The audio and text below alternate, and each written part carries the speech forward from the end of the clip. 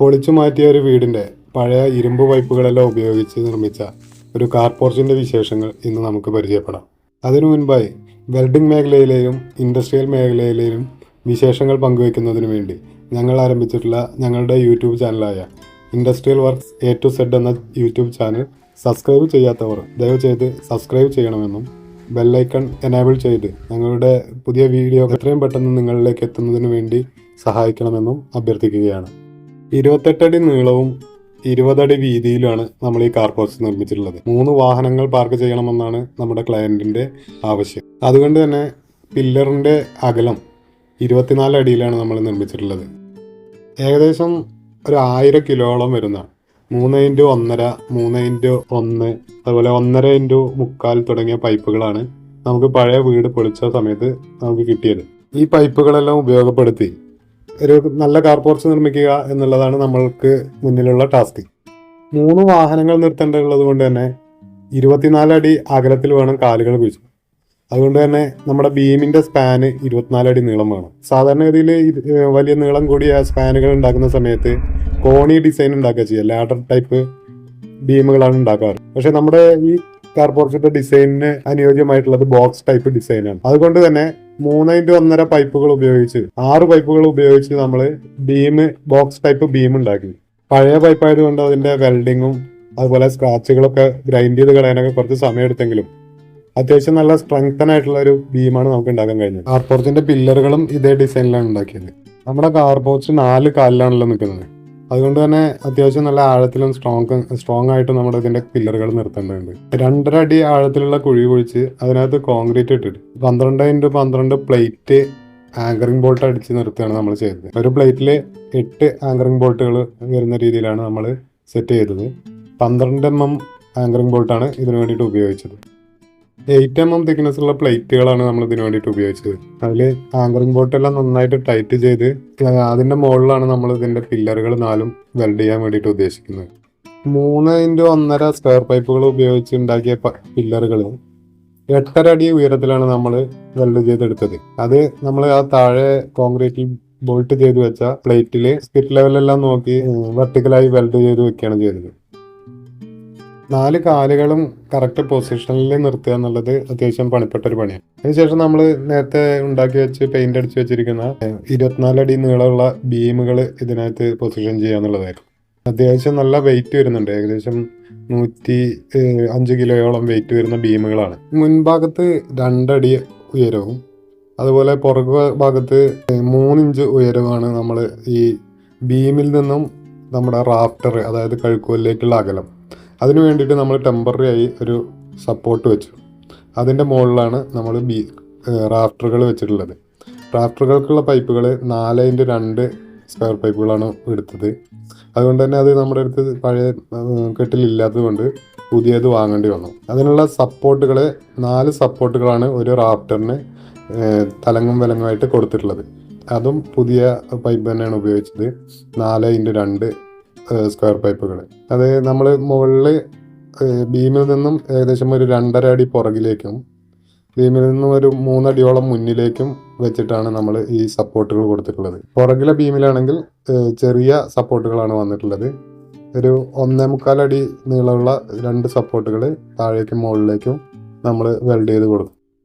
Rafter ഒരു 4 അടി മുന്നിലേക്കും ഒരു 3 അടി പുറകിലേക്കും നിൽക്കുന്ന രീതിയിലാണ് ഇവിടെ പില്ലറിൽ നിന്നും ഈ കൈക്കോലുകൾ പൊസിഷൻ ചെയ്തിട്ടുള്ളത്. കാലിൽ നിന്നും അതുപോലെ ബീമിൽ നിന്നും നമ്മുടെ റൂഫ് മൊത്തത്തിൽ ഫ്ലോട്ട് ചെയ്ത് നിൽക്കുക എന്നുള്ള കൺസെപ്റ്റാണ് നമ്മൾ ഇതിൻ്റെ ഡിസൈനിൽ അവലംബിച്ചിട്ടുള്ളത്. നമ്മളിതിൻ്റെ റൂഫിങ് ചെയ്യുന്നത് ഷീറ്റ് ആയതുകൊണ്ട് അതിനെ ഷീറ്റിൻ്റെ അടിവശം കാണാതിരിക്കാൻ വേണ്ടിയും സീലിംഗ് ഭംഗിയാക്കാൻ വേണ്ടിയും ടെറാക്കോട്ട ടൈലാണ് ഉപയോഗിച്ചിരിക്കുന്നത്. ടെറാക്കോട്ട ടൈൽ ഉപയോഗിച്ച് സീലിംഗ് ചെയ്യുന്നതിന് ഒരു വിശദമായ വീഡിയോ നമ്മൾ ഇതിനു മുൻപ് ചെയ്തിട്ടുണ്ട്. ടെറാക്കോട്ട ടൈൽ ഉപയോഗിച്ച് സീലിംഗ് ചെയ്യുമ്പോൾ നമ്മൾ ശ്രദ്ധിക്കേണ്ടത് നമ്മുടെ ടീ ആംഗ്ലറുകൾ തമ്മിൽ 30 സെൻറ്റിമീറ്ററാണ് സാധാരണയായി സീലിംഗ് ടൈൽ വെക്കാൻ വേണ്ടി നമ്മൾ അടിക്കാറ്. പക്ഷേ അതൊരു 30.5 സെൻറ്റിമീറ്ററായി നമ്മൾ കാണേണ്ടതുണ്ട്. കാരണം ടെറാക്കോട്ട ടൈല് ചൂടടിക്കുന്ന സമയത്ത് വികസിക്കാറുണ്ട്. ടെറാക്കോട്ട ടൈല് വികസിക്കുന്ന സമയത്ത് ചെറിയൊരു പ്ലേ ഇല്ലെങ്കിൽ അത് വലുതായി ടൈറ്റായി പൊട്ടാനുള്ള സാധ്യതയുണ്ട്. അതുകൊണ്ട് തന്നെ അത് വിരിക്കുന്ന സമയത്തും ചെറിയൊരു ഗ്യാപ്പ് മെയിൻറ്റെയിൻ ചെയ്തിട്ട് വേണം ഈ ടൈലുകൾ വിരിക്കാൻ വേണ്ടി. റാഫ്റ്ററിൻ്റെ അതായത് കഴുക്കോലിൻ്റെ താഴ്ഭാഗവും മേൽഭാഗവും നമ്മൾ 6:1 സ്ക്വയർ പൈപ്പ് ഉപയോഗിച്ചാണ് സാധാരണ മറയ്ക്കാറ്. ഒരു ബീഡിംഗ് ആയിട്ട് നമുക്ക് 6:1 പൈപ്പ് വെക്കാറുണ്ട്. ഇപ്പോൾ നമ്മുടെ അടുത്ത് 3:1 പൈപ്പ് നമ്മുടെ അടുത്ത് സ്റ്റോക്ക് ഉള്ളത് കൊണ്ട് നമ്മൾ 3:1 2 പൈപ്പുകളാണ് വെച്ചത്. അതിനുശേഷം നമ്മൾ ബീമിൻ്റെ 2 എഡ്ജും നമ്മൾ പ്ലേറ്റ് വെച്ച് മറച്ച് 4 സൈഡും ബീഡിംഗ് എല്ലാം വെച്ച് ഡ്രസ് വർക്ക് കഴിഞ്ഞ് നമ്മൾ പെയിൻ്റ് അടിക്കാൻ വേണ്ടിയിട്ട് തുടങ്ങി. പെയിൻറ്റിങ് സാധാരണ സീലിങ്ങോട് വരുന്ന സമയത്ത് നമ്മൾ ബ്ലാക്ക് കളർ അപ്പോക്സിയാണ് അടിക്കാറ്. എല്ലാ GI മെറ്റീരിയലിലും നമ്മൾ അപ്പോക്സി നല്ല 2 കോട്ട് കനത്തിൽ നന്നായിട്ട് അടിച്ചു കഴിഞ്ഞാൽ ഒരുപാട് കാലം ഈ മെറ്റീരിയൽ ലാസ്റ്റ് ചെയ്യും. അതിനുശേഷമാണ് നമ്മൾ സീലിങ്ങോട് വിരിക്കുന്നത്. സീലിങ്ങോട് വിരിക്കുമ്പോൾ ലൈനായി നമുക്ക് കാണാൻ വേണ്ടിയിട്ട് കഴിയും. ഒരു ചെറിയ ഒരു 1 mm അല്ലെങ്കിൽ 2 mm ഗ്യാപ്പ് വിട്ടിട്ട് വേണം നമ്മൾ സീലിങ്ങോട് ത്രൂ ഔട്ട് വിരിക്കുന്നതിന്. സീലിങ്ങോടിന് മാർക്കറ്റിൽ ഇപ്പോൾ 50 രൂപ വരെ വില വരുന്നുണ്ട്. ഒരു സ്ക്വയർ ഫീറ്റ് ടൈലിന് 50 രൂപ വരെ വില വരുന്നുണ്ട്. അതിൻ്റെ ആംഗ്ലറും അതിൻ്റെ ലേബറും എല്ലാം കൂടി കണക്കാക്കുമ്പോൾ ഏകദേശം ഒരു 110 രൂപയോളം സ്ക്വയർ ഫീറ്റിന് വരുന്നുണ്ട്. പല ആളുകളും സീലിങ്ങിന് വേണ്ടി കാർപോർച്ച് അല്ലെ സീലിംഗ് ഇത്ര പ്രീമിയം ആവേണ്ടതില്ല എന്നുള്ള രീതിയിലൊക്കെ പറയാറുണ്ട്. UPVC സീലിംഗ് ഒക്കെ ചെയ്തുകൂടെ എന്നുള്ള രീതിയിലൊക്കെ പറയാറുണ്ട്. പക്ഷെ നമ്മൾ സജസ്റ്റ് ചെയ്യുന്നത് തീർച്ചയായിട്ടും ഈ ടെറാക്കോട്ട ടൈലായിരിക്കും. കാരണം ഇതിൻ്റെ മുകളിൽ നമ്മൾ മേയാൻ പോകുന്നത് ട്രഫോർഡ് ഷീറ്റാണല്ലോ. ട്രഫോർഡ് ഷീറ്റ് നമുക്കെല്ലാം അറിയുന്നത് പോലെ വെയിലേറ്റ് കഴിഞ്ഞാൽ നല്ല ചൂട് വരും. ചൂട് വന്നു കഴിഞ്ഞാൽ താഴെ UPVC അതുപോലെ ഫൈബർ തുടങ്ങിയ മെറ്റീരിയലുകൾ കൊണ്ട് സീലിംഗ് ചെയ്ത് കഴിഞ്ഞാൽ അത് പെട്ടെന്ന് വളയുക അതിൻ്റെ ഷേപ്പ് മൊത്തം മാറി വളരെ ഭംഗികേടായിട്ട് കാണപ്പെടുന്നുണ്ട്. കോട്ട ഓട് തന്നെ വെയിൽ കൊണ്ടു കഴിഞ്ഞാൽ ചൂടായി കഴിഞ്ഞാൽ വികസിക്കുന്നുണ്ട്. അപ്പോൾ പിന്നെ UPVCയുടെയും ഫൈബറിൻ്റെ ഒന്നും കാര്യം പറയേണ്ടതില്ലല്ലോ. റൂഫിലെ വെള്ളം ഒരു ഭാഗത്ത് കളക്ട് ചെയ്യുന്നതിന് വേണ്ടി നമ്മൾ പാത്തി വെച്ചിട്ടുണ്ട്. പാത്തിയും ഇതുപോലെ ഇവിടെ പഴയ വീടിൻ്റെ സ്റ്റോക്കുള്ള പഴയ പാത്തിയായിരുന്നു. അത് നമ്മൾ കാർ പോർച്ചിൻ്റെ പുറകുവശത്തായി ഫിറ്റ് ചെയ്തിട്ടുണ്ട്. ഇത് റൗണ്ട് പാത്തിയാണുള്ളത്.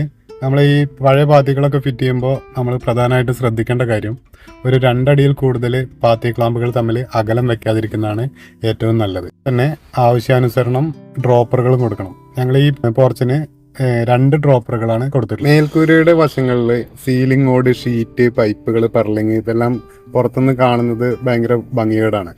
ഇത് സോൾവ് ചെയ്യാൻ വേണ്ടിയിട്ട് സാധാരണ ചെയ്യാറ് ഏറ്റവും അറ്റത്ത് വെക്കുന്ന പൈപ്പിൻ്റെ മുകളിൽ മറ്റൊരു പൈപ്പ് കൂടി വെച്ച് ഈ പ്രശ്നം സോൾവ് ചെയ്യാറാണ്. പക്ഷേ ഇതിൻ്റെ ഒരു പ്രശ്നം എന്താണെന്ന് വെച്ചാൽ ഈ മഴ പെയ്യുന്ന സമയത്ത് ഇതിലെ ഈ റൂഫിംഗ് ഷീറ്റിലെ വെള്ളം ഈ പൈപ്പിനിടയിലൂടെ വന്ന് ഈ സീലിങ്ങിനെ കേടുവരുത്താറുണ്ട്. സീലിങ്ങിലെല്ലാം പായലെല്ലാം പിടിച്ച് നല്ല ഭംഗികേടാവാറുണ്ട്. ഈ പ്രശ്നം തരണം ചെയ്യാൻ വേണ്ടിയിട്ടുള്ള ഏറ്റവും ഫലപ്രദമായ രീതി എന്ന് പറയുന്നത് ടാറ്റയുടെ 1.4 mm തിക്നെസ് ഉള്ള ഗാൽവാനോ ഷീറ്റ് വാങ്ങിച്ച് നമുക്ക് ആവശ്യമുള്ള രീതിയിൽ അതിൻ്റെ അളവ് എടുത്ത് ബെൻഡ് ചെയ്തെടുക്കുക. അതിനുശേഷം ഈ ബീഡിങ്ങിൻ്റെ മുകളിൽ സ്ക്രൂ ചെയ്ത് നിർത്തി കഴിഞ്ഞാൽ മുകളിലുള്ള റൂഫിംഗ് ഷീറ്റിലെ വെള്ളം നമ്മുടെ സീലിങ്ങിലേക്ക് വരില്ല. അതോടൊപ്പം തന്നെ നമ്മുടെ മൊത്തം റൂഫ് ഒരു ഒറ്റ സ്ലാബായി നമുക്ക് തോന്നുകയും ചെയ്യും. നമ്മൾ ഈ ബീഡിങ്ങിൽ വെച്ച ഷീറ്റ് നമുക്ക് സ്ക്രൂ ചെയ്തിട്ടാണ് നമ്മൾ നിർത്താറുള്ളത്. അതിൻ്റെ കോർണറുകളെല്ലാം നന്നായി വെൽഡ് ചെയ്തെടുത്ത് ഗ്രൈൻഡ് ചെയ്യുകയാണ് ചെയ്യാറുള്ളത്. 1.4 mm തിക്നെസ് ഉള്ള ഷീറ്റ് ആയതുകൊണ്ട് തന്നെ നമുക്ക് സാധാരണ ഇലക്ട്രിക് വെൽഡിങ് ചെയ്ത് ഇതിൻ്റെ കോർണറുകളെല്ലാം നന്നായി ഫിനിഷിങ് ചെയ്യാൻ വേണ്ടിയിട്ട് കഴിയും. ഈ ബീഡിങ് ഷീറ്റെല്ലാം മുഴുവൻ സമയവും മഴയൊക്കെ കൊള്ളുന്നത് കൊണ്ട് അപ്പോക്സി പ്രൈമറും അപ്പോക്സി പെയിൻ്റെല്ലാം അടിച്ച് നല്ല രീതിയിൽ കീപ്പ് ചെയ്യേണ്ടതുണ്ട്. പ്രിയമുള്ളവരെ, ഈ പഴയ പൈപ്പുകളും അതുപോലെ പണി നടന്നുകൊണ്ടിരിക്കുന്ന ഒരു സൈറ്റൊക്കെ ആയതുകൊണ്ട് ഏകദേശം 10 ദിവസത്തിലധികം വേണ്ടി വന്നു ഞങ്ങൾക്ക് ഈ കാർ പോർച്ച് നിർമ്മിക്കാൻ. പുതിയ പൈപ്പുകളും അതുപോലെ വൃത്തിയുള്ള സൈറ്റൊക്കെ ആണെങ്കിൽ തീർച്ചയായിട്ടും നമുക്കൊരു ഒരാഴ്ച കൊണ്ടൊക്കെ നമുക്ക് ഈ കാർ പോർച്ച് നിർമ്മിക്കാൻ കഴിയും എന്നാണ് വിശ്വസിക്കുന്നത്. ഏകദേശം 2 ആഴ്ചയോളം പണിയെടുത്ത് ഞങ്ങൾ നിർമ്മിച്ച ഈ കാർ പോർച്ച് നിങ്ങൾക്കെല്ലാം ഇഷ്ടപ്പെട്ടു എന്ന് വിചാരിക്കുന്നു. ഈ കാർ പോർച്ചുമായി ബന്ധപ്പെട്ട നിങ്ങളുടെ അഭിപ്രായങ്ങളും നിർദ്ദേശങ്ങളും കമൻറ്റുകളായി രേഖപ്പെടുത്തണമെന്നും നിങ്ങളുടെ സുഹൃത്തുക്കളുമായി ഈ വീഡിയോ ഷെയർ ചെയ്യണമെന്നും വളരെ സ്നേഹത്തോടെ അഭ്യർത്ഥിക്കുന്നു.